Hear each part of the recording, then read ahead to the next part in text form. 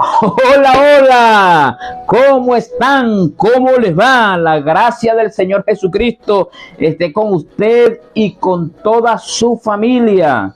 Qué bueno, para mí es un placer estar con ustedes en sus pantallas. Sí, hoy es miércoles 17 de julio de este 2024. Ya quedan pocos días para que se vaya el año. Así es, vamos así galopando, ¿no? En este mes de julio, rumbo a agosto. ¿Cómo están? ¿Cómo les va? ¿Cómo está la familia? ¿Cómo está la salud? Recuerden, hermanos, amigos y amigas, que dentro del círculo familiar debe estar el Señor. El Señor debe estar dentro del círculo familiar. Recuérdenlo bien.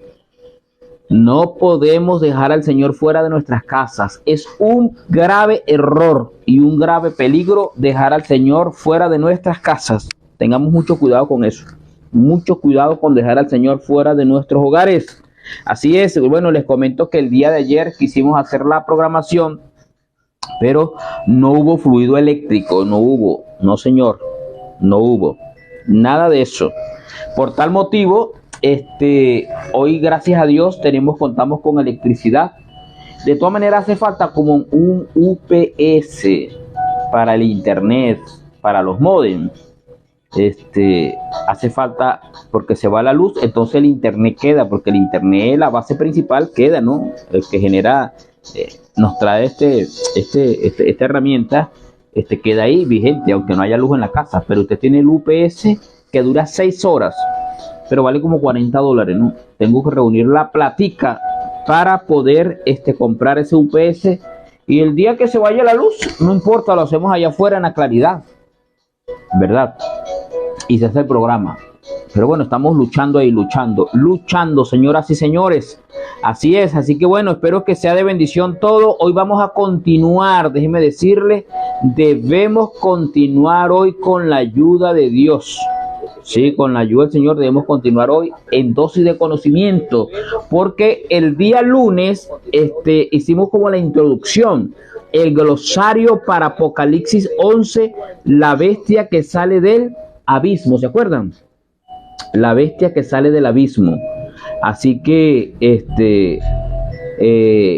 si es la bestia que sale del abismo, bueno, el día lunes lo que hicimos fue hacer como un glosario, ¿se acuerdan? Como el lenguaje profético, figurado, simbólico del libro de Daniel y del libro de Apocalipsis para entender eso, ¿no? Así que vamos a abordar hoy la bestia que sube del abismo. Es importante. Hay bestias, hay 4 bestias, hermanos, espantosas y terribles que están en el libro de Daniel. Una bestia que es un león, una bestia que es un oso, una bestia que es un leopardo y una bestia espantosa y terrible que tenía características de las anteriores 3 bestias.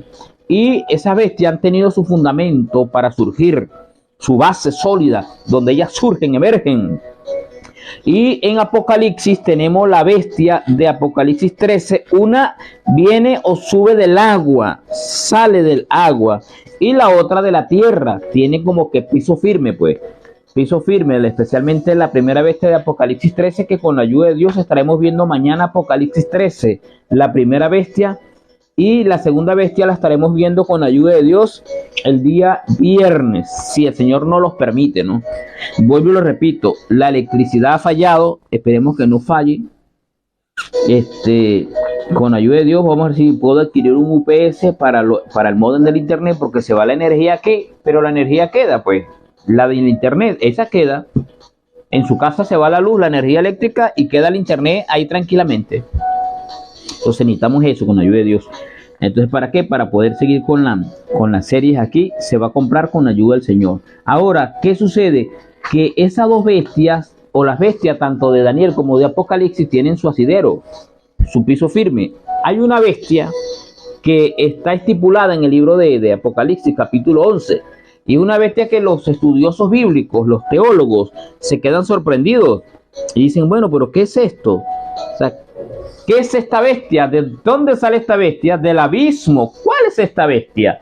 Dicen los estudiantes, los teólogos, los que les gusta escudriñar las escrituras. Y hay diversas conjeturas en cuanto a esta bestia. y a los testigos que están involucrados. Vamos a leer Apocalipsis 11:1 en adelante. Entonces me fue dada una caña semejante a una vara de medir, y se me dijo: levántate y mide el templo de Dios, el altar y a los que adoran en él. Pero el patio que está fuera del templo déjalo aparte y no lo midas. Apocalipsis 11:2. Porque ha sido entregado a los gentiles, y ellos hollarán la ciudad santa durante 42 meses. Y daré a mis 2 testigos que profeticen por 1260 días vestidos de cilicio. Estos testigos son los 2 olivos y los 2 candeleros que están en pie delante del Dios de toda la tierra. 5.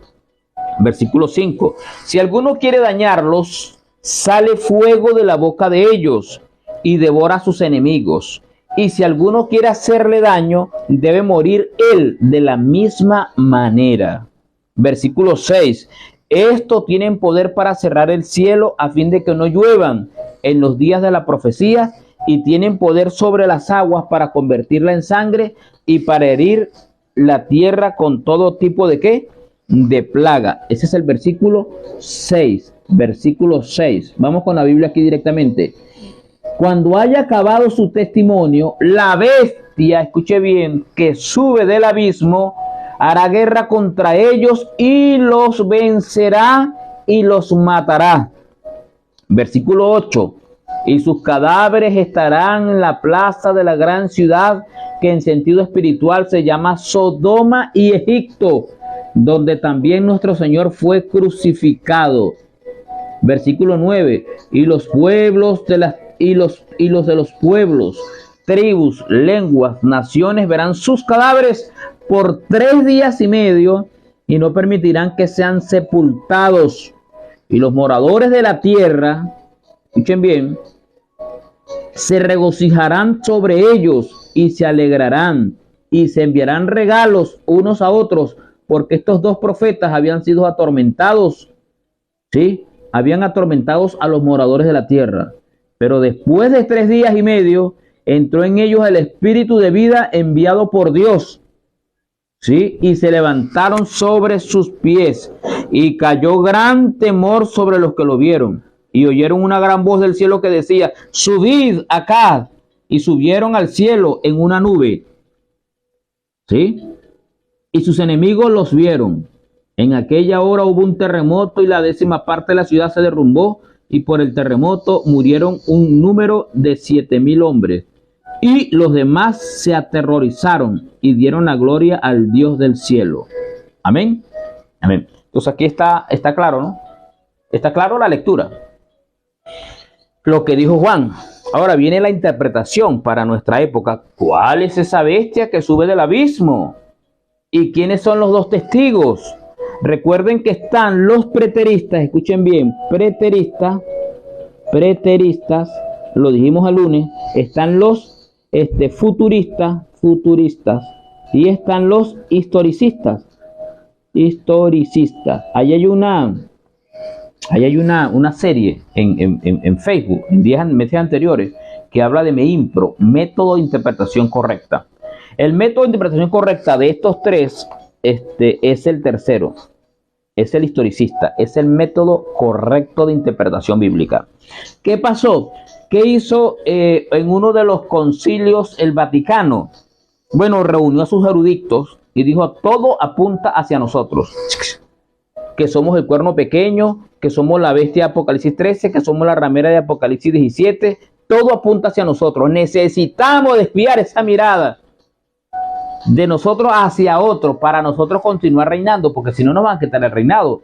Y todos los reformadores hablaban que el hombre de pecado, el hijo de perdición, era el sistema papal, que la 4ª bestia de Daniel 2, Daniel 7 y Apocalipsis, que esa 4ª bestia era Roma, y ese cuerno pequeño que había salido era el Vaticano. Todo apuntaba hacia allá. Entonces, ¿qué dijeron ellos? Bueno, vamos a traspolar o a llevar esta interpretación para un futuro o para un pasado. Salieron los preteristas y ¿qué hicieron? enfocaron el libro de Apocalipsis, esas profecías, para el tiempo antiguo, o sea que ya estaba cumplido, ya era historia, o sea, ya estaba cumplido, distorsionando los mecanismos o los métodos de interpretar las escrituras. Esto tuvo un auge y una buena acogida en la sociedad del momento. Pero esto pasó. Ahora, ¿cuál es la escuela que enseña ahorita? Se enseña en las escuelas teológicas. ¿Cuál es el punto de interpretación profético que se enseña en las escuelas teológicas? Llámese católicas y de otras organizaciones protestantes. Bueno, es la futurista. Entonces la futurista lanzó el cuerno pequeño, ¿verdad? Dividió las 70 semanas, la última semana, para el futuro. Y dice que va a un poder que va a ser ateo, que se va a levantar y va a producir persecución, pero antes de eso Dios va a arrancar los suyos y se los va a llevar, es decir, el rapto secreto, aquello que es invisible, que estamos aquí nosotros conversando y de repente se fue el hermano. Ay, el hermano, ¿dónde está? No, quedó fue la ropita ahí. Entonces la gente, el piloto está conduciendo, tú sabes, ¿no? El avión y se desapareció, un poco de muertos. Y los vehículos, trenes, barcos, qué sé yo, en diferentes lugares va a existir. Esa es una teoría satánica, pero muy efectiva porque han hecho estas películas de ellos. Eso está desarrollado en la profecía, en el método de interpretación profética MEIMPRO, en la serie. Pueden ustedes buscarlo. ¿Por qué digo esto? Porque ahora la gente malinterpreta los dos testigos. Los dos testigos lo malinterpretan. Y es un problema que tenemos ahí puesto. O sea, la gente cree que los dos testigos es Enoc o Elías, o Moisés o Elías, que van a venir de forma literal y que van a ser muertos en las plazas. Y los cadáveres de ellos van a quedar tendidos allí en las plazas durante 3 días. Y resulta y acontece que a los 3 días Dios los va a resucitar y ellos van a ascender al reino de los cielos. Producto de eso viene una maldición, un terremoto, van a morir 7,000 personas y una serie de acontecimientos, de eventos que dice allí eso es un sistema de interpretación erróneo. Nosotros los siervos de Dios, los adventistas, no creemos en ese tipo de metodología interpretativa, no señor. Eso es una eisegesis, eso es inventar, no podemos inventar. La Biblia dice en Eclesiastés 3:14, Deuteronomio 4:2, Apocalipsis 22, 18 y 19, que no está permitido ni quitarle ni añadirle a las escrituras. Claro, y el apóstol Pedro dice, estos indoctos tuercen las escrituras para su propia perdición. Desgraciadamente, no se pierden ellos solos, sino que arrastran una gran cantidad de individuos que van tras ellos, ¿no? En esa falsa interpretación y pierden también la vida ellos. Pero ¿para qué estamos nosotros? Bueno, para poder alentar, orientar, dosificar esta verdad bíblica, ¿verdad? Con el fin de que la gente abra los ojos y se dé cuenta de que, oye, hermano, este es el método correcto. Yo pensaba que esta bestia era fulano de tal, pero cuando uno analiza las cosas de acuerdo a la historia, también, escuche bien, de acuerdo a la historia, todo va a ser diferente. Todo va a ser como diferente, sí, señores. Todo va a ser diferente. Así que bueno, hay que tener mucho cuidado. Ya vamos a entrar en el punto de los testigos. Nos interesan mucho los cadáveres, 3 días y medio. Recuerden que estamos hablando de simbolismo, de un lenguaje como figurado. No lo olvidemos. Y recuerden lo que hablamos, bestias, la palabra abismo, días, no son días literales, son días como simbólicos, tiempos. Tiempo es un año de 360 días. Así que bueno, tenemos que avanzar con la ayuda del Señor, estar pendientes, tratar de comprender todo. Recuerden que aquí antes de abrir la Biblia oramos, lo hacemos en privado, ¿verdad? Arrancamos en público directo y oramos al final. Bien, hermano, yo quiero decirles algo. Por nuestro continente aquí, no estamos nosotros involucrados en el ámbito profético. Nosotros, sí que estamos involucrados, que de Venezuela iba a salir un cuerno, o de Colombia una bestia, así, no. Mayormente el desarrollo de los acontecimientos proféticos era para el mundo conocido aquel entonces, lo que era Jerusalén, toda Asia, toda Europa. Y el desenlace de todas estas profecías, las profecías en cuanto a la venida de Cristo, la parousia de Cristo, eso sí, involucra a la humanidad completa. Los terremotos, las hambres, las degeneraciones, el caos social, la inmoralidad que existe en medio de este mundo, a eso nos involucra a todos. Pero estas profecías, hermanos, la mayoría de las profecías se desarrollaron en Roma, y Roma fue dividida, consumida por las 10 naciones europeas, las 10 naciones como europeas. Mira, se cayó este microfonito aquí. Esto ya está como que, vamos a ver aquí rapidito.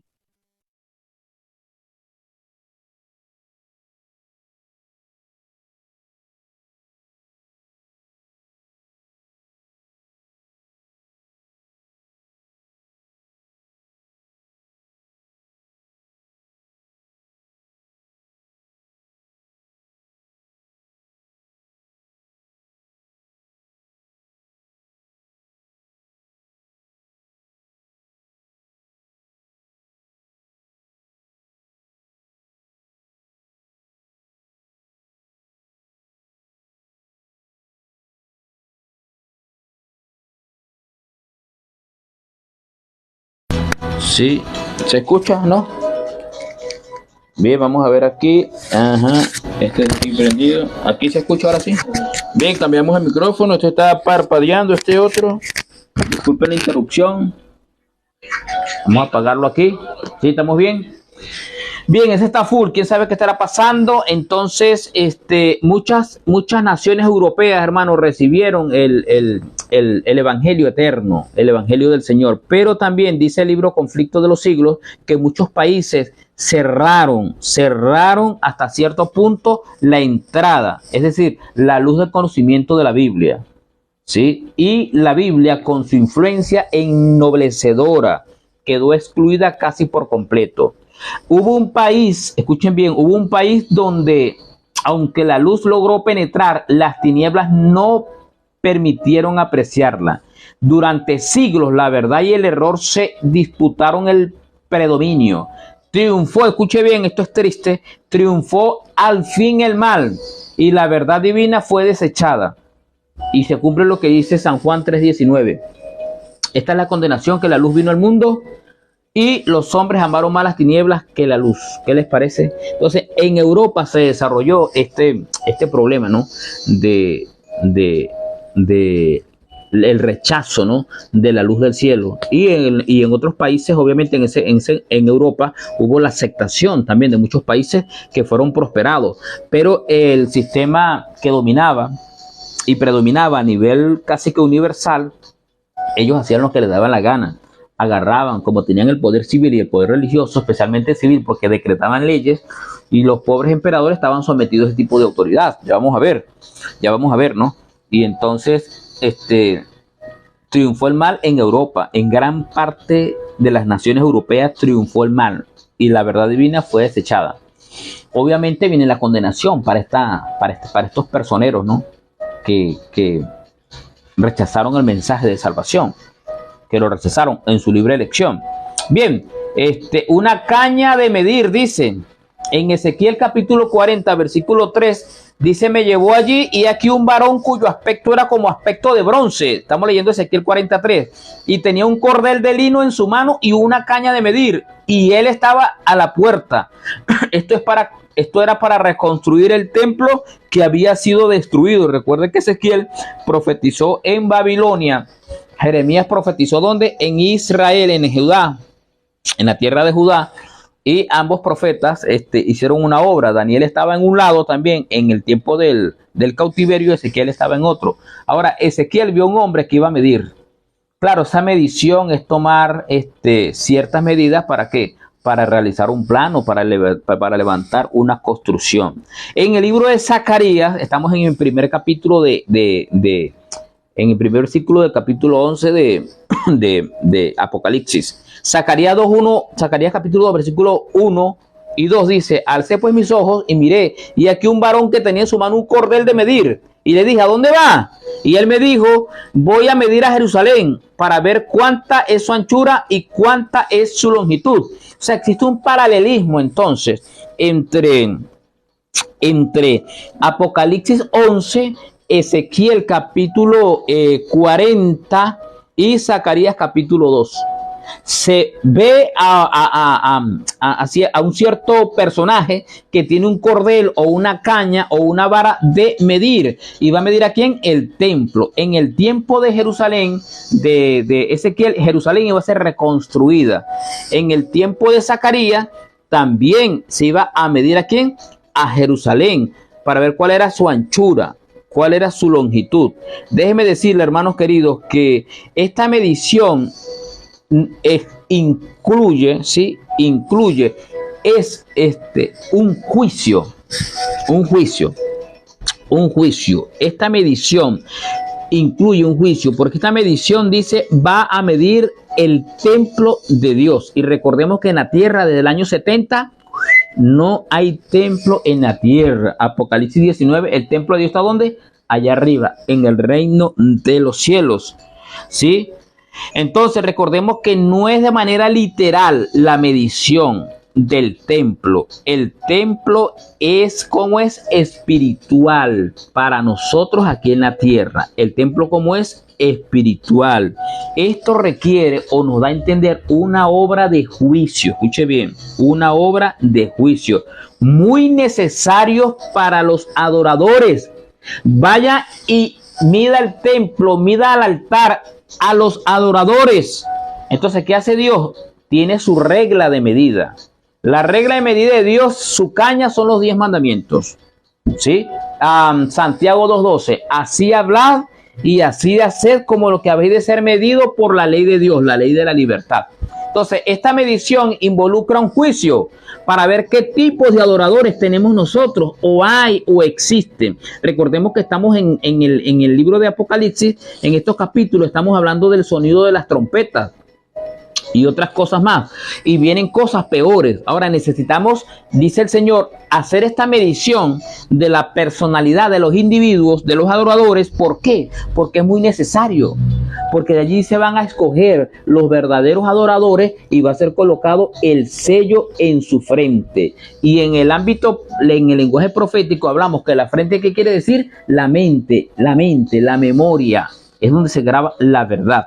¿Por qué, hermano, es necesario la medición o una obra de juicio? Es necesaria la medición, una obra de juicio, porque hay adoradores falsos. Sí, señores. No, pero ¿cómo va a ser, pastor, que en la iglesia hay adoradores falsos? Sí, hermanos. Nosotros somos un conglomerado. Estamos allí todos reunidos en la iglesia. Ay, qué bello. Unos contentos, otros alegres y así, o sea, normalito todo.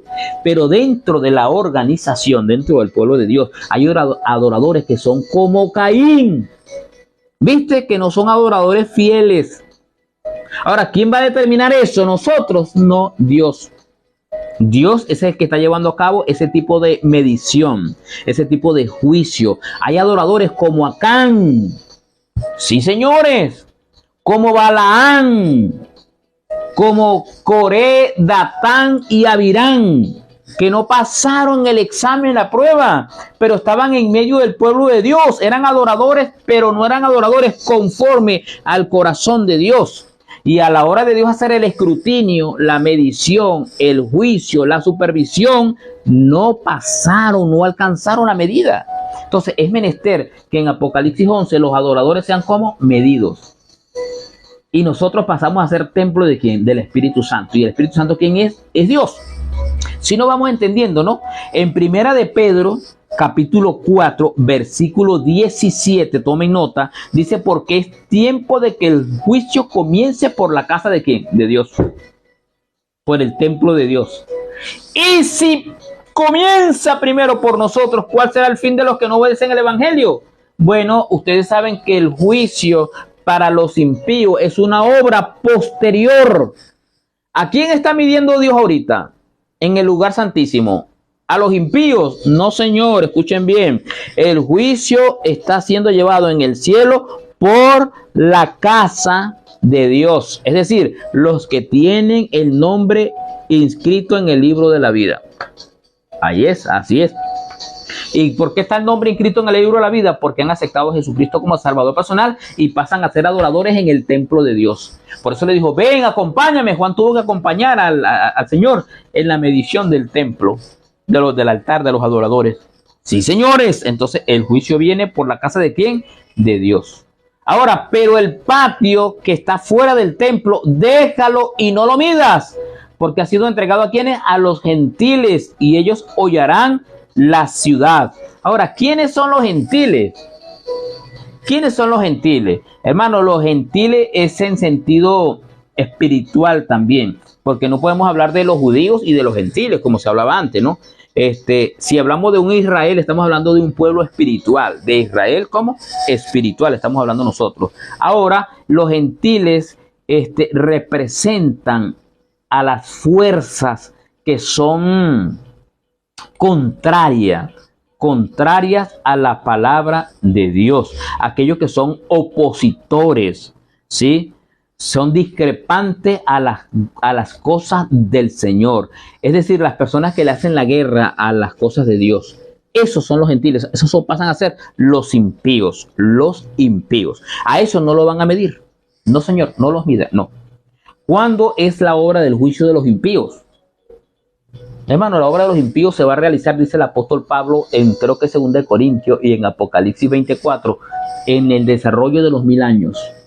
Dice que nosotros hemos de juzgar a quienes, a los ángeles que no guardaron su integridad. Lo dice el apóstol Pablo a los Corintios. Así que nos toca ver que la medición ahora es para quienes, para los adoradores. Pero dentro de la iglesia hay adoradores que no son como, que no son verdaderos adoradores. ¿Quién va a determinar eso? El juicio. ¿Quién es el que está encargado del juicio? El Padre y el Hijo. Eso es así, claritico. Esperemos que nos entendamos, ¿no? Y la obra de los impíos, el juicio para los impíos, para esos gentiles que son impíos, que son las personas que son contrarias al mensaje del Señor, está para un tiempo después, dice Apocalipsis 20, y lo dice 1 Corintios capítulo 6. ¿O no sabéis que hemos de juzgar a los ángeles, cuánto más las cosas de esta vida? Entonces es una obra posterior, la de los impíos. Y tanto los ángeles que cayeron en pecado, es una obra posterior que Dios la va a hacer con nosotros.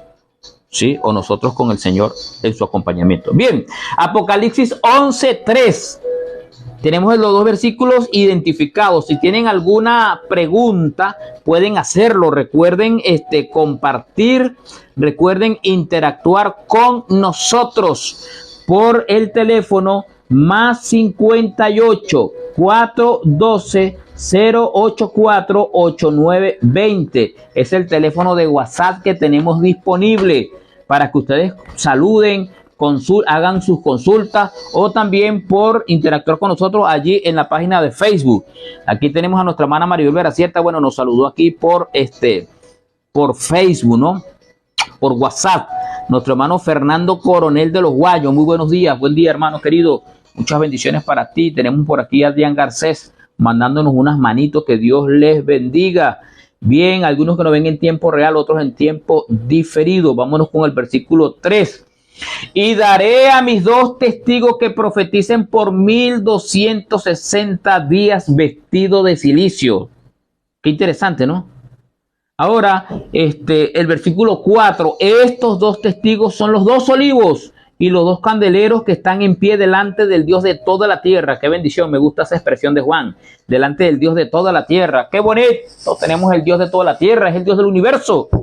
Me acuerdo cuando Israel tenía problemas con los asirios y pelearon. Dijo, no, Dios es Dios de monte, no de llanura. Pero no, Dios no es Dios de llanura, sino de monte. Y en ambos lados los enemigos perdieron la batalla. Es que Dios es Dios de toda la tierra, de Jehová la tierra y su plenitud. Si alguno quiere dañarlos, ¿a quiénes? A los testigos, 2 testigos, sale fuego de la boca de ellos y devora a sus enemigos. Y si alguno quiere hacerle daño, debe morir de la misma manera. Estos tienen poder para cerrar el cielo a fin de que no llueva en los días de su profecía. Y tienen poder sobre las aguas para convertirles en sangre y para herir la tierra con todas sus plagas. Hermanos queridos y amigos, la gente de la interpretación futurista dice que estos 2 testigos son Elías y son Moisés. Otros dicen que son Enoc y que son Elías. Y que ellos van a venir a la tierra y van a predicar y van a ser muertos y van a resucitar. Hermanos y hermanas, amigos y amigas, debemos estar pendientes de esta interpretación. ¿Sí? De esta interpretación. ¿Quiénes son esos dos testigos? ¿Sí? Y acerca de los dos testigos, el profeta declara más adelante, estos son los dos olivos y los dos candelabros, o candelabros, sí, candelabros, que están delante de la presencia del Señor de toda la tierra. ¿Y quiénes son los que están delante de la presencia de toda la tierra? Su palabra. En el cielo tenemos un ministerio angelical, testigos que están allí. Ahora, estos dos testigos, nada más, testigos es una persona que testifican. Y cuando usted, por ejemplo, lee San Juan 5:39, vamos a usar San Juan 5:39 para este momento. Ustedes estudian con diligencia, dice esta versión, las escrituras, porque piensan que en ellas hayan la vida eterna y ellas son las que dan testimonio de mí. ¿Qué les parece? Entonces, ¿qué hacen las escrituras? Testificar, son testigos. ¿De quién? De Cristo Jesús. Sí, señores, lámpara es a mi pies tu palabra y lumbrera mi camino. La exposición de tus palabras alumbra. Conflicto de los siglos. Dice, estos dos testigos representan las escrituras, el Antiguo y el Nuevo Testamento. Ahí está. ¿Quiénes son los dos testigos? La palabra de Dios. Sí, señores, que están delante de la presencia del Señor. Y el Espíritu Santo es el que está imbuido en la palabra de Dios, porque dice que Dios habló a los hombres siendo inspirado por el Espíritu Santo. Y la Biblia está estructurada en dos. Esta es la nuestra, pues, Antiguo y Nuevo Testamento. La antigua alianza, antiguo pacto, y la nueva alianza, es decir, el Nuevo Testamento. Son los dos testigos, hermanos. Los dos testigos. Ambos son testimonios importantes del origen y del carácter perpetuo de la ley de Dios. Los símbolos, los sacrificios, las profecías del Antiguo Testamento se refieren a un Salvador que había de venir. Y los evangelios y las epístolas del Nuevo Testamento hablan de un Salvador que vino tal como fue predicho donde en el Antiguo Testamento. ¿De quiénes son los dos testigos de Apocalipsis 11? La Santa Biblia, Antiguo y Nuevo Testamento. ¿Estamos claros? Juan 5:39, Salmo 119, 105 y Proverbios capítulo 6, versículo 23. Y obviamente el libro Conflicto de los Siglos, la Biblia y la Revolución Francesa es el capítulo. Es el capítulo donde se encuentran los dos testigos. Ahora, hermanos y amigos y amigas, ¿qué simboliza que están vestidos? Profetizarán estos testigos vestidos de silicio. ¿Qué es el silicio? Vamos a ver. El silicio es una tela oscura y áspera. Es una tela como oscura y áspera, tejida generalmente con pelo de cabra o de camello. Al vestirse con este tipo de prenda, es un símbolo de profunda tristeza, de dolor y lamentación. Eso es vestido ¿de qué? De silicio. Por aquí pasan siempre una manada de cabritas. Cabras bonitas, ¿no? Y entonces hay cabras que son así, grises, color ceniza. Bueno, con ese tipo de material hacían la ropa, ese tipo de vestimenta de silicio. Y la usaban en el momento de ¿qué? De dolor. De dolor. Hay unos que utilizaban un cinto y otros que utilizaban un ropaje completo de silicio. Para ello, usted puede leer 2 de Samuel, capítulo 3, versículo 31. Puede leer 2 de Reyes, capítulo 19, versículo 1 y 2. Génesis, capítulo 37, versículo 34. 1 de Reyes, capítulo 20, versículo 31. Isaías 22. ¿Sí? 22. Y bueno, hay Isaías 32:11. 32:11. Los que se vestían de silicio, escuchen bien, ¿sí? Con frecuencia colocaban ceniza sobre sí mismo o se sentaban sobre ceniza. Ejemplo, vamos a ver 2 ejemplos porque el tiempo no nos da para hablar de más, pero ustedes pueden tomar nota, pausar el video, tomar los textos y analizar los casos. Entonces dijo David a Joab y a todo el pueblo que con él estaba. Un poquito de volumen aquí, menos ahí. rasgad vuestros vestidos y ceñíos de cilicio y haced duelo delante de Abner. Y el rey David iba detrás del féretro. ¿Qué les parece? Entonces David tenía dolor por la muerte de ¿quién? De Abner. ¿Y se vistió de qué? De cilicio. Jonás, capítulo 3, versículo 6. Cuando Jonás fue enviado a predicar, ¿se acuerdan? A Nínive, que el hombre se puso como que rebeldoso. No quería ir, un pez, ustedes conocen la historia. Llegó Jonás a predicar. Y llegó la noticia al rey de Nínive, dice la palabra de Dios en Jonás 3:6. Y se levantó de su silla, se despojó de sus vestidos y se cubrió con cilicio y se sentó sobre ceniza. Dios, si no cúbranse de cilicio hombres y animales y clamen a Dios fuertemente y conviértase cada uno de su mal camino, de la rapiña que hay en sus manos. Entonces, de esta forma, nosotros podemos entender la palabra cilicio, yute, ¿sí? Cilicio, saco, vestido de saco. Saco es igual que cilicio, silicio es igual que saco, de yute es igual que son expresiones o traducciones que representa eso. ¿Qué se echaba la gente encima? Ceniza. Y el rey de Nínive, ¿qué hizo? Se sentó sobre la ceniza. ¿En señal de qué? En señal de dolor, de aflicción, de duelo, de arrepentimiento. Ahora, los dos testigos, estimados amigos y amigas, profetizaron vestidos de qué? De cilicio, como si estuvieran de duelo, ¿sí? En un tiempo, hermanos, cuando las tradiciones humanas tendrían casi un predominio total. Eso estaba profetizado con Daniel 7:25. Ahora, ¿quién fue este poder que se encargó de traer una era oscura? Tenemos así, hermano, escuche bien, era oscura, era la era o la Edad Media. Tenemos el otro, la era de supremacía papal. ¿Viste? Esas son las eras.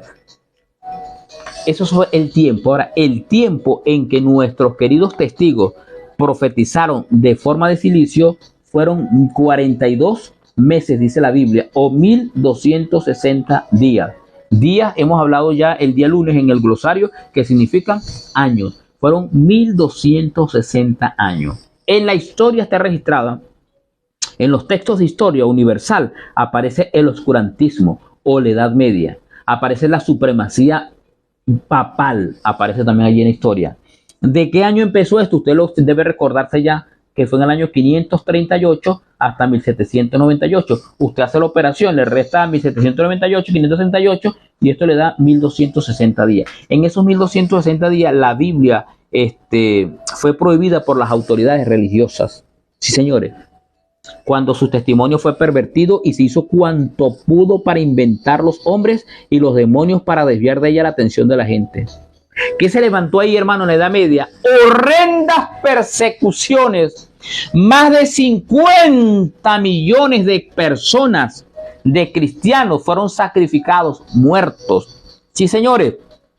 Cuando una persona osaba predicar las escrituras, escuchen bien, osaba predicar las escrituras, eran perseguidos, eran entregados, atormentados, confinados en las mazmorras, martirizados por su fe, obligados a refugiarse en la fortaleza de los montes, en las cuevas de la tierra. Fue entonces cuando los fieles testigos profetizaron vestidos de ¿qué? De saco.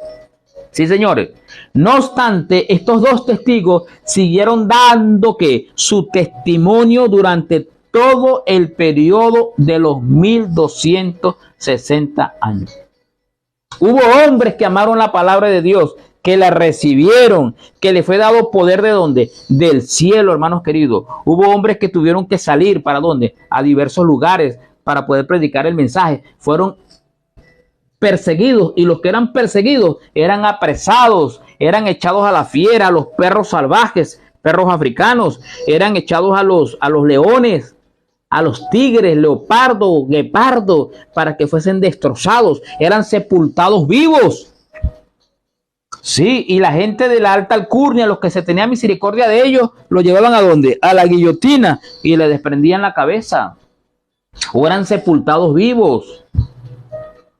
O sea, diversas formas, maneras de torturar a los cristianos. Es una época de la supremacía papal. Escuchen bien, Roma le tiene una cuenta al Señor enorme. No lo digo yo. ¿Quién lo dice? La historia. La historia lo conoce así. Los eruditos, los historicistas tienen ahí documentales en YouTube que hablan de las persecuciones papales.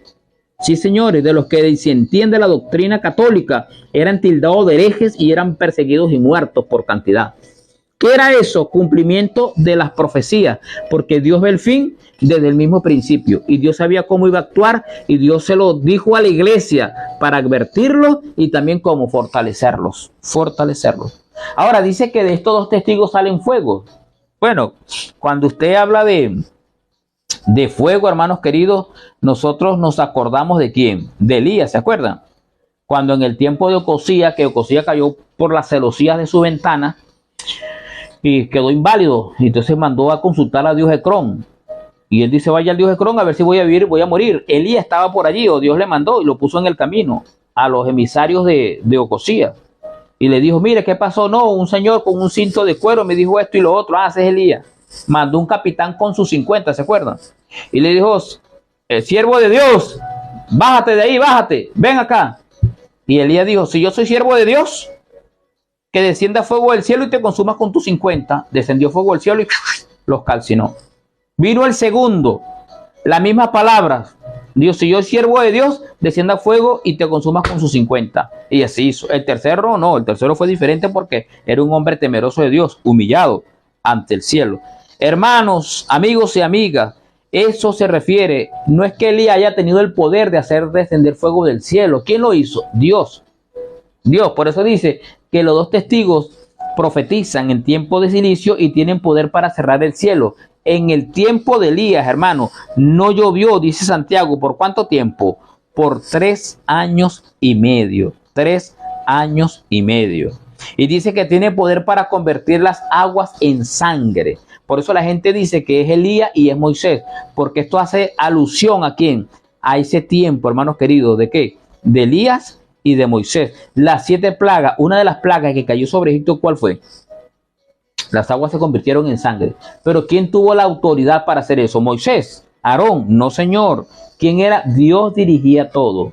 Dios era el que dirigía todo. Y las aguas se convirtieron en sangre, según Éxodo capítulo 7, versículos 19 al 21. Y de toda plaga dice que tiene poder para herir. Así es, hermano, todo lo que está escrito ahí se va a cumplir. Hay una profecía en Apocalipsis 15 y 16, las 7 plagas. El testigo del Nuevo Testamento va a testificar a favor de Dios y en contra de este mundo perverso. ¿Cuántas plagas van a caer? 7. Dice Apocalipsis 22, 18, yo protesto a cualquiera que oye estas profecías de este libro. Si alguno añadiera estas cosas, Dios pondrá sobre él las plagas que están escritas en este libro. Entonces, esos dos testigos profetizaron. ¿Cayó plaga sobre esa época? Sí. ¿Va a caer plaga sobre este mundo? Sí, señores. Sí, señores. Así es. ¿Hasta qué tiempo profetizarían de saco? Bueno, hasta que la bestia dice, cuando hayan acabado el testimonio, ¿quiénes los dos testigos? De la bestia que sube del abismo, hará guerra contra ellos y los vencerá y los matará. Imagínate tú, hermano. Y recuerden la introducción que nosotros dijimos, todo este evento se lleva ¿a dónde? En Europa. Todo este evento. Por tal motivo tenemos que identificar que esta bestia que sube del abismo es una bestia como europea. No es venezolana, no es colombiana, no es de aquí, de esta parte del sur, Brasil, no. Centroamérica, no. Esta bestia es europea y debemos identificar a esta bestia. Cuando estos dos testigos hayan profetizado durante estos 1260 años, es decir, los 42 meses, ¿qué va a hacer este maligno poder? Va a matar a los dos testigos. Chácata, la fresa de la torta, hermanos queridos. Tanto luchar y luchar. Y cuando ya está acabando la profecía de los 1260 años, esa gran persecución, ahora llega esta bestia que sube el abismo, ¡pah! Le da un trancazo y mata a los dos testigos. Y los dos testigos quedan tendidos en el piso. ¿Por cuánto tiempo? Por 3 años y medio. 3 tiempos y medio, 3 días y medio. Cuando hayan acabado su testimonio, la bestia que sube el abismo hará guerra contra ellos y los vencerá y los matará. Y sus cadáveres estarán en las plazas de la grande ciudad. Escuche este dato, la gran ciudad que en sentido espiritual se llama Sodoma y Egipto. Escuchen la característica, Sodoma y qué, y Egipto, donde también nuestro Señor fue crucificado. Fue como crucificado. Entonces tenemos aquí gran ciudad. Anoten. Luego tenemos nosotros Sodoma. ¿Y qué más? Y Egipto. Y donde crucificaron al Señor. Ustedes dirán, pero no crucificaron al Señor en Jerusalén. Bien, hermanos, nosotros ya sabemos que este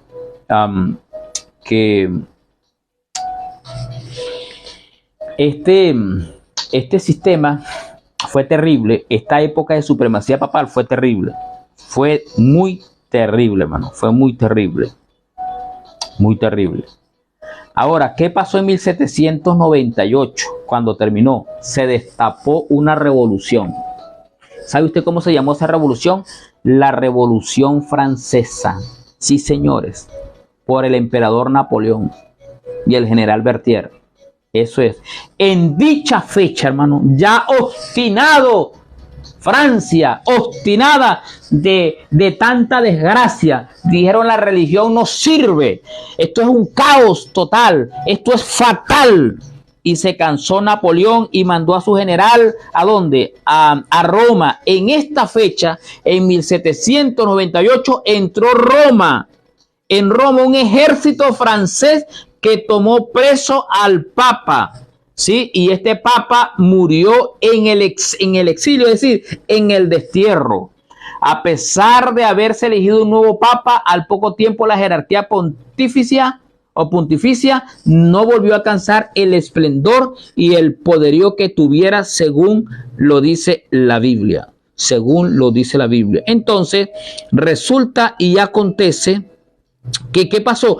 Que Roma obstinó a todas las naciones de Europa, pero la nación que se sintió el peso de la desgracia, de la traición, del problema enorme que hubo, producto de la mala gerencia, producto de esa época oscura, Roma ya entonces se tornó, Francia se tornó entonces agnóstica, se tornó atea, no quiso creer en Dios, no quiso creer en religión, se levantó el pueblo, la sociedad completa, el emperador, y atacaron a quién, a Roma, y se trajeron al Papa, y ese Papa murió en el exilio, porque el que lleva en cautividad va a ser llevado como en cautividad también. El que mata a espada como muere. Esa es para la profecía de la bestia que sale del agua, ¿no?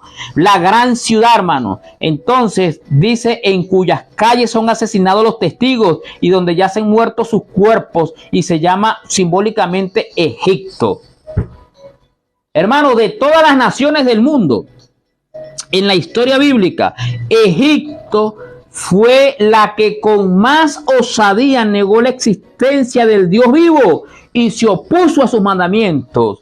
En Éxodo capítulo 5, versículo 2 podemos leer, cuando llegó Moisés, le dijo: Jehová dice, deja ir a Israel, mi primogénito. ¿Y qué dijo Faraón? ¿Quién es Jehová para que yo oiga su voz y le deje ir? Yo no conozco a Jehová, ni tampoco dejaré ir a Israel. ¿Cómo se llama esto, hermano? Ateísmo. Esto se llama ateísmo.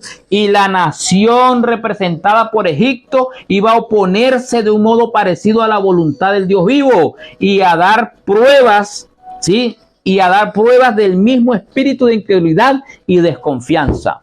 La gran ciudad, hermano, estamos hablando de la gran ciudad.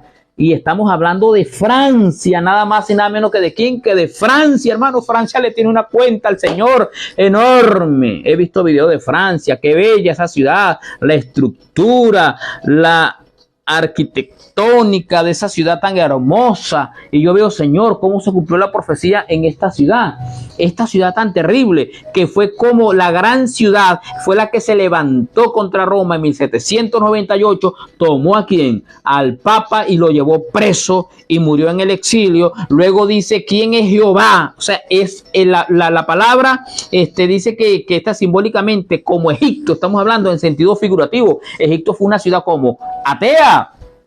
¿Quién es Jehová? Yo no creo en Jehová.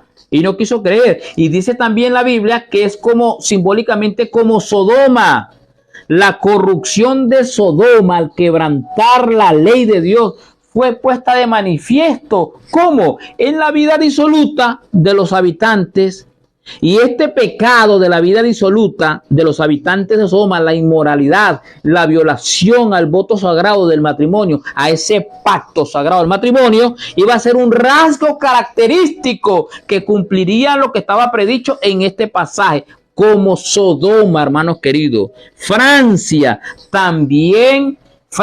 representó también la característica que más distinguió a Sodoma durante la Revolución Francesa. Escuche bien, manifestóse una condición moral tan degradada y corrompida que puede compararse con la que acarreó la destrucción de las ciudades de la llanura. Y el historiador presenta juntos el ateísmo y la prostitución de Francia, tal como nos los da la profecía, íntimamente relacionada con las leyes que afectan la religión. ¿Sí? Se encontraba en aquellas que reducía la unión matrimonial. La unión matrimonial es un contrato muy sagrado.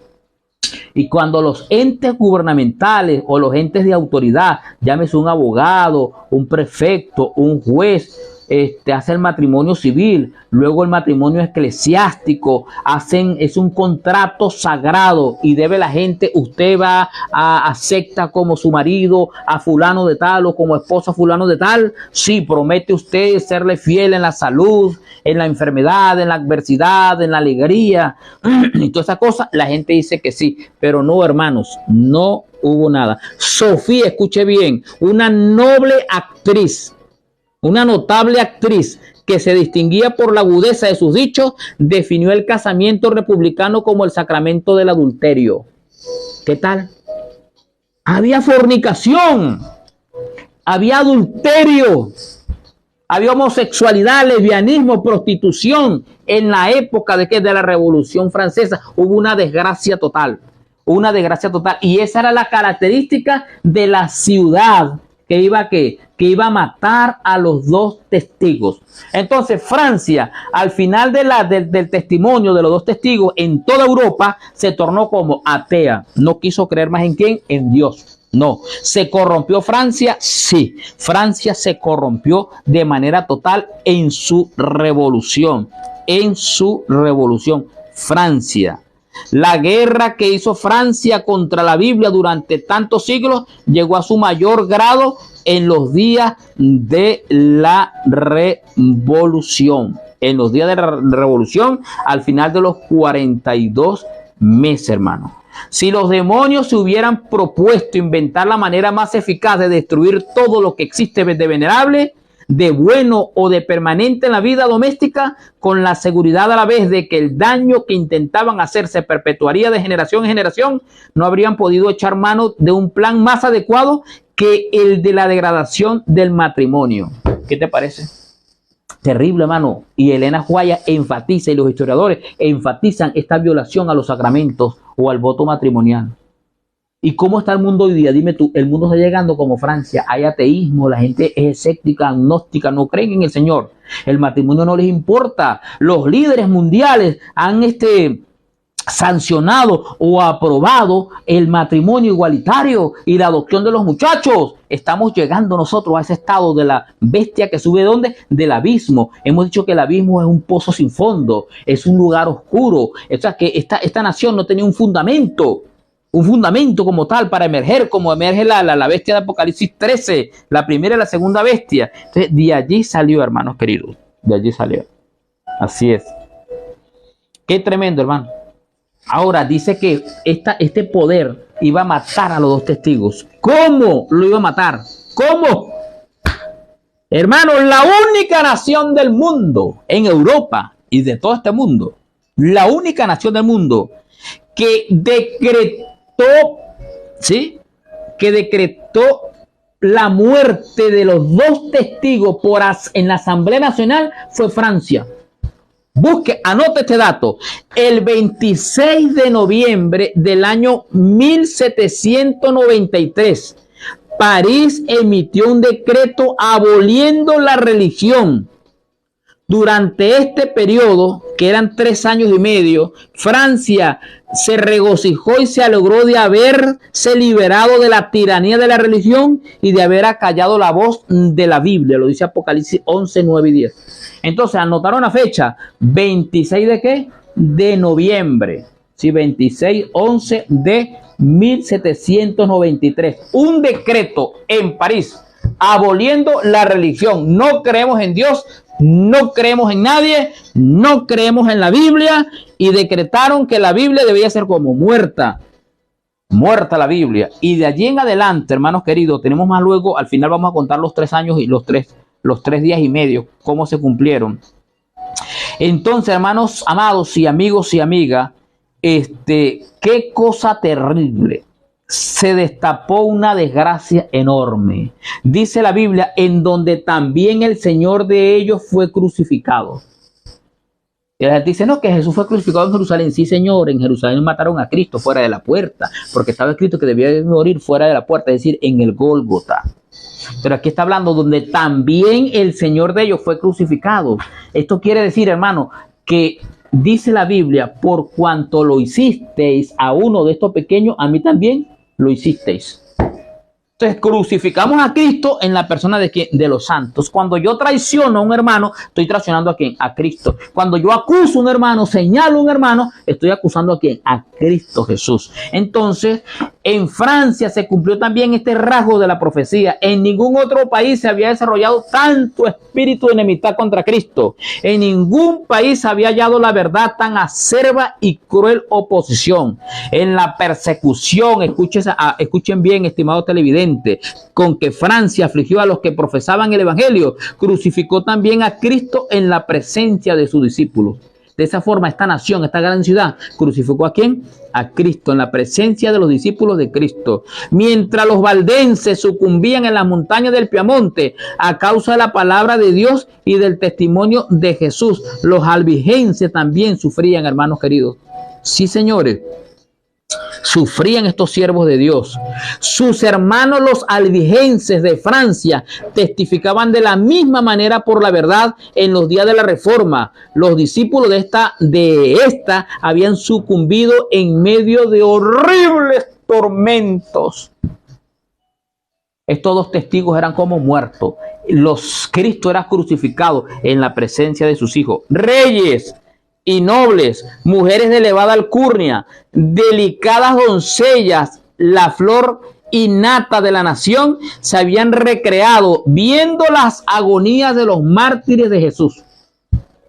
¿Cómo se gozaban cuando mataban a los cristianos? De diversa manera. Los nobles, los reyes, aquellas muchachitas delicadas que no querían tocar el suelo. Toda esa gente, hermanos, se gozaban viendo los mártires de Jesús. Los valientes hugonotes, en su lucha por el derecho más sagrado al corazón humano, habían derramado su sangre en muchos rudos combates. Qué cosa, hermano, tan terrible. Se le colocaba precio a la cabeza de los cristianos y se le cazaba como a fieras. ¿Eso lo hizo quién? Francia. Y cuando los hermanos iban a congregarse en la falda de los montes, ¿sí?, o en los páramos solitarios, eran cazados por soldados y arrastrados a las galeras, donde llevaban una vida de esclavo hasta la muerte. ¿Sabe usted qué es las galeras? Bueno, las galeras, acuérdense que los barcos han existido desde siempre, pero y los carros, hay carros con tracción humana, ¿sí?, con tracción animal, carretas arreadas por animales. Pero los barcos eran andados por ¿quiénes? Por los humanos. Las galeras eran aquellos sitiales donde estaban con los remos. Eran cientos de remos por ambos lados. Y esos pobres cristianos que le daban, dándole esos remos para llevar esas enormes embarcaciones. Ahí estaban los cristianos padeciendo con tormento hasta lo último. Hasta su muerte, hermanos queridos. Así es. A los habitantes más morales, más refinados e inteligentes de Francia, se los encadenaba y torturaba horriblemente entre los ladrones y los asesinos. Una cosa terrible, hermano, espantosa pasó en Francia. Cuando Francia persiguió a todos los cristianos, derribó las iglesias de los protestantes las derribó. De los católicos, obviamente, también derribó iglesias. pero especialmente la de quién, la de los protestantes, porque los dos testigos debían ser muertos en las plazas, es decir, en Francia. Y Francia, después que decretó el 26 de noviembre de 1793, decretó que no había Dios y que no aceptaban la Biblia. Y como no aceptaban la Biblia, ni había Dios, ni existía un Dios, y ellos lo rechazaban por ley, hermano, eso tiene un rango, un valor, una fuerza enorme en la ley. Y mire, ahí persiguieron a los cristianos. Dio el decreto para perseguir a ¿quiénes? A los cristianos. Terrible. Muertos a sangre fría con un balazo. Pácata. Mataban a los ancianos, niños y jóvenes en los lugares de culto. Atrocidades que se cometieron en la Edad Media y al final de la Edad Media. ¿Qué espíritu dirigió la revolución en Francia? El mismo espíritu maestro que impulsó la matanza de San Bartolomé fue también el que dirigió la escena de la revolución. Sí, qué terrible, ¿no? Jesús en Francia fue declarado impostor y el grito de unión de los incrédulos decían, aplastad al infame, lo cual decían refiriéndose a ¿quién? A Cristo. Qué atrocidades terribles, hermano, en Francia se hicieron. ¿Y qué diosa o qué Dios ellos asumieron? El Dios de la moralidad, el Dios de la razón. Agarraron una mujer hermosa de la cantina, una bailarina, y dijeron, ahora adorad a la diosa de la razón. Y vistieron hermosamente a esta preciosa mujer y la presentaron. Y la hicieron entrar en el Congreso en París. La entronizaron junto al presidente de la Asamblea, hermanos queridos, allí. Y las Biblias, las turbas afuera quemaban las Biblias. Las turbas quemaban la santa ley de Dios, la santa Biblia. La ley de Dios fue como abolida la institución, el bautismo, la comunión, todo era prohibido, todo era prohibido. Qué terrible, hermano. Ahora dice que se enviaban regalos unos con otros porque se alegraron que los dos testigos estaban muertos. Y los que habitaban sobre la tierra se regocijaban y hacían fiesta y se enviaban regalos los unos a los otros porque estos dos profetas atormentaron a los que habitaban a la tierra. La Francia incrédula había acallado las voces de reprensión de los testigos. Ya me tenía cansada esa Biblia. Usted me dice que esto es malo, que esto y que lo otro. Y la gente al ver que los dos testigos estaban muertos por decreto el 26/11 de 1973, se tornaron felices, alegres y se enviaban regalos unos con otros. Los impíos, ¿se dan cuenta? Los impíos, hermanos queridos. Y los pobres cristianos fueron medidos, hermanos, fueron medidos. Y esos cristianos que se les hizo el juicio, que perdieron la vida, que entregaron la vida, esos cristianos ya estaban como enjuiciados, estaban medidos, estaban listos para la salvación. Para la salvación. Hay tantas cosas que hablar que una hora no alcanza para hablar de Francia. No alcanza. El impío en el Salmo 14:1 dice, no hay Dios. Dice el impío en su corazón, ¿no hay quién? No hay Dios. Ahora rindieron culto a ¿quiénes? A la diosa de la razón, en la persona de una mujer libertina. Qué tremendo, hermano, qué tremendo. Qué terrible es esto. A donde cayó ¿quién? Francia. Y Francia, hermanos, déjeme decirle que llegó a una desgracia total. Hubo un éxodo. Sí, hubo un éxodo enorme, hermano. Éxodo enorme. ¿Qué hace Dios? Dios los deja. ¿Quién tiene la culpa de todas estas cosas que pasó? Roma. Porque Roma fue que cultivó este espíritu maligno en todas las naciones de Europa. Y ese espíritu maligno se lo volcó hacia ellos. Mataron ese poco de sacerdotes también. Hasta el Papa lo llevaron preso y todas esas cosas. La fuga de los talentos de las naciones, hermano. La inteligencia, las artes, la industria, el carácter ordenado que por lo general los distinguían y contribuían luego a enriquecer a los países donde encontraban refugio. Los campos como estaban abandonados, ¿sí? Las tierras, no, entró una decadencia general. Florecientes ciudades manufactureras quedaron en ruinas. Los distritos más fértiles se volvieron a quedar baldíos. El entorpecimiento intelectual y el decaimiento de la moralidad sacudieron al notable progreso que antes imperaba. París quedó convertido en un vasto asilo. Asegurase que precisamente antes de estallar la revolución, 200.000 indigentes dependían del socorro del rey. Únicamente, ¿sabe quiénes prosperaban? Los jesuitas en la nación que cada día decaía más y gobernaban con tiranía. Qué cosa terrible, hermano. Mira, yo quiero decirles algo para resumirle. La vez pasada hablamos sobre Roma, Cuando Dios dijo Jerusalén, Jerusalén, ¿cuántas veces quise juntar como la gallina junta sus polluelos? ¿Se acuerdan? Y cuando la gloria de Dios se alejó, hermano, mire, la paz en Jerusalén se desterró. Habían sospechas, habían traiciones, habían muertes, asesinatos, de todo. Bueno, así pasó en Francia. En Francia, en los 3 días y medio de la en la Revolución Francesa, cuando decretaron que no había Dios, hermano, la paz se fue. Nadie tenía la vida segura. Había violencia, había lujuria.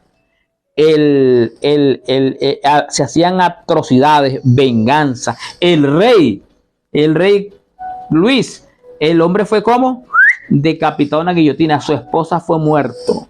Ay, no. Y todas personas que se sospechaba de él, la guillotina. Ríos de sangre corrían por París. ¿Ríos de qué? De sangre. Las cárceles se llenaron de más de 200.000 presos, personas privadas de libertad. Hay crímenes horrorosos que registra la historia.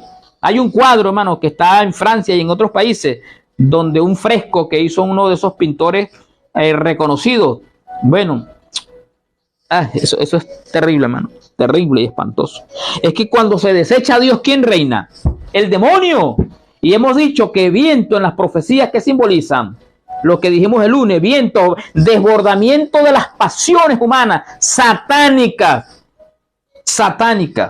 Eso es. ¿Y quién refrenaba esta situación en Francia? Nadie, porque ellos desecharon a Dios. ¿Y qué hizo Dios? Retrajo su presencia, lo rechazaron y él que estuvo. Y quedaron a merced del demonio, a quienes ellos habían elegido, hermano, a quienes a ellos habían elegido. Terrible, hermano. Cada día salían carros repletos de personas sentenciadas a la muerte, directo al suplicio, pues. Uy, no, eso es terrible, hermano. La cuchilla de la máquina infernal no daba abasto a la tarea de matar gente. Eso se mató gente, había una cola enorme, ¿sí? Uy, no. Para la fusilería, donde fusilaban hace poco gente, hermano. Eso era terrible. No habían garantías, no había nada, no había paz, no había nada. ¿Quién se regocijaba por toda esta situación? El demonio. Que la sangre de Jesús lo reprenda, Satanás. Satanás le tiene una cuenta a Dios enorme por lo que ha hecho en el mundo. Tiene su silla allá en Roma y se la dio al que está sentado. Sí, señor, así lo dice la profecía. Y hermano, Satanás le tiene una cuenta al Señor. Después de los 1000 años, dice la Biblia, que usted y yo le vamos a juzgar. Le vamos a juzgar. Sí, señores. Ahora, dice que tenían que resucitar, hermano. Los cadáveres tenían que resucitar. Bueno, gracias a Dios resucitaron. Escuchen bien, el 26 de noviembre del año 1793, Francia emitió un decreto aboliendo la religión. Dijo que no había ley. Después de los 3 días y medio, es decir, 3 años y medio, ahora dicho decreto tuvo que ser anulado con emergencia porque no podían aguantar. Entonces, el 17 de junio, sí, 17/6 de 1797, ustedes sacan la cuenta, 26 de noviembre de 1793 al 17 de junio de 1797, pasaron 3 días y medio. O sea, 3 años y medio, hermano. Ahí resucitaron ¿quiénes? Los testigos. Los testigos resucitaron. Durante este periodo de 3 años y medio, Francia se regocijó y se alegró de haberse liberado de la tiranía de la religión y de haber acallado la voz de esto. Pero ahora, ¿qué hicieron? Tuvieron que aceptar la verdad divina, porque sin Dios la nación no podía prevalecer. No. Bienaventurada la nación cuyo Dios es Jehová. Hermanos, sin Dios no somos nada. Sin Dios no somos nada, hermanos queridos, no somos nada. Y gracias a Dios, hermanos queridos, 3 años y medio después, el mismo cuerpo legislativo adoptó una resolución que rescindía esos decretos y procedía a la tolerancia a las sagradas escrituras. Sí, señores. Entonces, ¿qué quiere decir esto? Que su cadáver, bueno, 1797, el 17 de junio, listo, aceptaron la religión en Francia, aceptaron que existe un Dios, con grandes pérdidas, con una experiencia terrible y espantosa. Ahora dice que subieron al cielo, hermanos queridos. ¿Qué es eso que subieron al cielo? Bueno, déjenme decirles que los dos testigos de ahí en adelante, hermanos, se organizó la Sociedad Bíblica Británica, la Sociedad Bíblica Extranjera en 1804, 1816 la Sociedad Bíblica Americana y bueno, una cantidad de sociedad bíblica que ahora la Biblia se dispersó hasta en la misma Roma. En Francia, Voltaire, ¿se acuerdan? Voltaire, este hombre francés dijo, no van a tener Biblia ustedes, se va a acabar, vamos a acabar con la Biblia. Dice que cuando se murió este individuo, compraron la casa de él y montaron una sociedad bíblica en su casa. Se seca la hierba, se seca la flor, se marchita la hierba, pero la palabra de Dios permanece ¿para cuándo? Para siempre, hermanos queridos, para siempre. Así es, permanecen para siempre. Y déjenme decirles que de ahí en adelante, hermano, de 1797 en adelante, se unieron la sociedad bíblica y ¿qué hicieron? Ahora se fueron a las misiones extranjeras. Hubo un vivo deseo de predicar el mensaje por todos lados, por todos lados, por todos lados, por todos lados. Así resucitaron los dos testigos. Es un yunque la Biblia, es un yunque donde se han acabado muchas espadas. Bien, hemos llegado al final, son las 9:11 de la mañana, hemos llegado al final de la programación. Hemos hablado bien sobre el primer capítulo, sobre la caña de medir, los adoradores, hemos hablado de la obra de juicio que se realiza, hemos hablado de los gentiles que hollaron la santa ciudad, los impíos, ¿sí? Hemos hablado del templo que somos nosotros, porque el templo del Señor está allá arriba. Los dos testigos que profetizaron durante 1260 años, 42 meses. Hemos hablado que sale fuego de ellos, de Dios sale fuego, Dios cierra el cielo y el cielo se cierra. Dice no llueve y no llueve. Dios dice van a caer las plagas van a caer como en Egipto, hay unas plagas profetizadas. Hemos hablado de la bestia que sube del abismo, que es Francia. Francia es la bestia que sube del abismo. Francia fue la que mató a los dos testigos. Durante 3 días y medio estuvieron sus cadáveres en la plaza. 26 de noviembre de 1793, ¿sí? 26 de noviembre al 17 de junio de 1797, él se reunió la asamblea y decretó de que si hay Dios, dieron tolerancia a la Biblia, a todo. Y gracias a Dios hasta ahora se ha mantenido así. La Biblia, contamos con la Biblia por todos lados, contamos con la Biblia por todos lados. Por todos lados. ¿Resucitó los testigos? Sí. ¿Subieron hasta el cielo? Sí. ¿Qué simboliza eso? La distribución de la Biblia. Hasta en Roma hay Biblia ahora. Pero escuche bien, hermano. El enemigo agarró la Biblia y la persiguió, ¿se acuerdan? Y la prohibió y la quemó. Muy bien. El enemigo ahora hizo dudar a la gente de la palabra de Dios, que no era inspirada. Que el canon o esa regla de medir para aceptar los libros no era igual. Se levantó la arqueología, descubrieron los lugares, los rollos del Mar Muerto, todo eso certificó que la Biblia es verdad. Tercer ataque de la Biblia hacia la Biblia es que usted no la lea. Ese es el otro ataque. Ahora todo el mundo tiene Biblia en su casa, impresa. Y en los hoteles había Nuevos Testamentos y Biblia en todas partes del mundo. Y en las escuelas se repartían Nuevo Testamento. Pero que hay una indiferencia enorme. Indiferencia enorme. La gente no quiere leer la Biblia. Y ahora con esos dispositivos, más todavía. La gente quiere estar, bueno, perdiendo tiempo en las cosas que nos valen. ¿Cuál es el consejo? Leer la palabra de Dios. Estos dos testigos tienen poder. Las profecías que están escritas aquí en estos testigos se van a cumplir, hermano. Faltan varias por cumplirse, especialmente las 7 plagas. Si usted está en juicio ahora, el juicio comienza por la casa de Dios ahora, nosotros vamos a ser librados, porque vamos a ser como sellados. Pero hay que echar mano de la Biblia. Hermana Catherine, ¿alguien escribió? Bien, ¿cuál es el consejo de mi parte? Bueno, hermano, de mi parte es que echemos mano de la Biblia y vuelvo y lo repito, les aconsejo leer el libro Conflicto de los Siglos. Eso es lo que yo le aconsejo. Leer Conflicto de los Siglos. Así es, señoras y señores. Lean el capítulo 16 para ampliar este contenido. Capítulo 16 de Conflicto de los Siglos. La Biblia y la Revolución Francesa. Es la bestia que sube ¿de dónde? Del abismo. Lean el capítulo 16 y ustedes van a ampliar enormemente el contenido de dosis de conocimiento. Tenemos aquí a Yudeli Rodríguez, bendiciones, qué bueno tener una nueva dosis, saludo a la audiencia, gracias amor mío. Yudeli está ya en su formación intelectual, ¿no? Bien, en la sala de estudio está ella ahora por allá recibiendo clases. Elsa María Galíndez, muy buenos días, pastor. Saludos a todos. Elsa, Dios te bendiga, Elsa, y te acompaña a ti y a los tuyos allá en Acarigua. Buen día, dice aquí mi hermana Maribel. Dios nos guarde en su divino amor. Así sea, hermana querida, igualmente. Jimmy, se fue el audio. Bueno, Jimmy, Dios te bendiga. Debe estar el saludo por allá abajo. Gracias por avisar. Se fue el audio, dice Jaime. Está bien. Silvia Etel Sánchez Díaz, bendiciones, hermanos. Gracias, mi hermana Silvia. El Señor te acompañe. Briseidis González, bendiciones, amén, bendiciones para ti, Briseidis, también con mucho cariño. Carmela López, buen día, buen y hermoso día, hermano. Me gusta escuchar su programa de profecía, pero poco le entiendo desde estado de Veracruz. Bien, hermana querida, el Señor te ayude, que me puede escribir al privado si quiere. ¿Qué es lo que no entiende? Sansonia Muñoz, saludos familia, Dios le bendiga, un abrazo. Jaime González, feliz día, qué bueno poder nuevamente estar en sintonía. Todo lo que pasó en la Edad Media, la Inquisición, se volverá a repetir para el final de los días. Dios nos fortalezca, así es, qué terrible, ¿no? Así es, Jaime, Dios te acompaña a ti, a los tuyos. Luis Fernández, pastor, terrible esa bestia, ¿no? Sí, terrible, hermano Luis. Lo de Francia, usted se quiere ir para Francia, esté pendiente, hermano, que allá está la guillotina. Viene la persecución en esos lugares, oyeron, terrible. Pero el Señor nos dará la valentía, Jaime y Luis, para avanzar. Carolina Hernández, buenos días, bendiciones para el programa y para todos los oyentes. Amén, gracias, hermana mía, bendiciones. Saludos fraternos, bendiciones a todos nuestros hermanos, dice Jimmy, amén, amén, así sea. Era, sí, terrible en Alemania.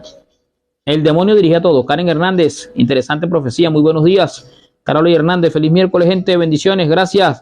Bueno, hermana Catherine, hemos leído los mensajes, gracias por interactuar con nosotros, gracias por compartir, porque recuerden que ustedes comparten el contenido de Dosis de Conocimiento bajo su libre albedrío, ¿no? Qué bueno, de que ustedes compartan para que la gente comprenda. Si hay algo que no entiendan, escriban. Pastor, no entendí esto, al otro, necesito la documentación, con mucho gusto se le manda por correo, por WhatsApp. No hay ningún tipo de problema.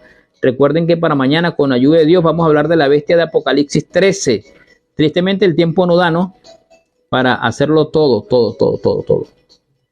Pero sí podemos dialogar algo. Sí podemos dialogar algo. Así que bueno, vamos a hacer una oración para finalizar. Querido Padre, te damos gracias por tu misericordia. Gracias porque Apocalipsis quedó escrito para nosotros. Es una revelación. Hemos hablado sobre esta bestia que sube del abismo, cuya profecía estuvo en Francia, Padre amado, donde tus dos testigos fueron muertos en forma simbólica, pero también tú lo resucitaste con este decreto, Padre eterno, que se emitió en esta fecha. Y luego Francia pudo reflexionar y emitir otro contradecreto, aprobando ahora sí lo que es tu palabra, tu presencia. Permite que estas naciones sean bendecidas por ti, que conozcan el mensaje antes que vengan las 7 plagas sobre la tierra. Bendice a la audiencia, dale tu bendición, tu sanidad, tu fortalecimiento espiritual. En Jesús, amén. Bien, será hasta mañana. Dios les guarde. Nos veremos. Recuerden que se les quiere mucho. Oremos unos por otros.